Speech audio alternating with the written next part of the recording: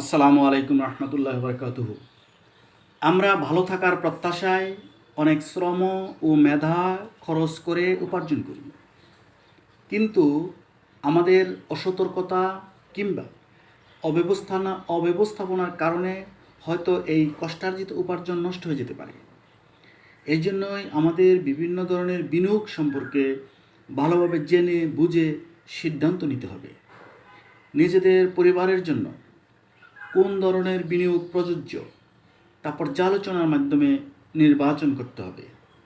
কাজ করলে ঝুঁকি আসতে পারে, তবে ঝুঁকির ভয়ে বিনিয়োগ না করে অর্থ গচ্ছিত রেখে দেওয়া বুদ্ধিমানের কাজ নয়, বরং এতে ঝুঁকির মাত্রা অনেক বেশি। সুতরাং সব দিক বিবেচনা করে অর্থ বিনিয়োগ করা হলে ব্যক্তিগতভাবে যেমন লাভবান হওয়া যায়, তেমনি এই অর্থ দেশের অর্থনীতিতেও অবদান রাখতে পারে। এর পাশাপাশি পরিবারের খরচ নিয়ে আমাদের দুশ্চিন্তার অবসান হবে।